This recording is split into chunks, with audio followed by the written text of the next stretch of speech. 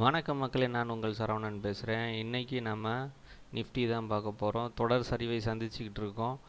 So இப்போதைக்கு margin பார்த்திங்கன்னா 1438 ரூபா 73 தான் இருக்குது. எந்த பொசிஷனும் கையில் இல்லை. நேற்று 21 350 புட்டு 18 ரூபா 40 எடுத்திருந்தோம். இன்றைக்கி அதை 1 ரூபா 45 நான் முடிச்சிட்டேன். திருப்பி மறுபடியும் 21 700 கால் 4 ரூபா 35 வாங்கினேன். வாங்கிட்டு கிட்டத்தட்ட 1:45 மணி இருக்கும், அந்த டயத்துக்கு வாங்கினேன். அதுக்கப்புறம் 21 700 காலை 2 ரூபா 30 செல் பண்ணிட்டேன். கையில் எந்த பொசிஷனும் கிடையாது.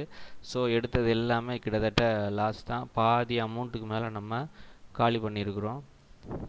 இப்போ க்ரூட் ஆயில் பார்த்திங்க அப்படின்னா 6165 அடுத்த ஒரு சப்போர்ட்டிங் பாயிண்ட்டு. இப்போ அந்த இடத்த பிரேக் அவுட் பண்ணுச்சு அப்படின்னா க்ரூட் ஆயில் மறுபடியும் நம்ம வாங்க ஆரம்பிக்கலாம். ஸோ அந்த இடத்த பிரேக் அவுட் பண்ணட்டும். நம்ம ஸ்டாப் லாஸ் என்னன்றதை அடுத்த வீடியோவில் சொல்கிறேன்.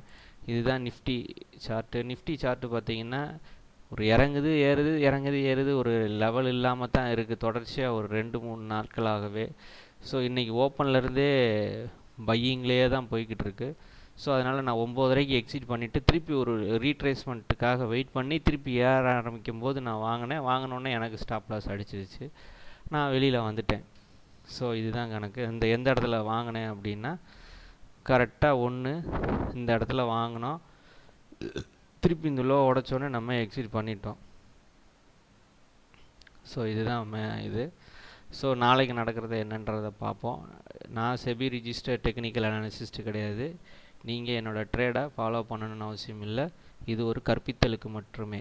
நன்றி, வணக்கம்.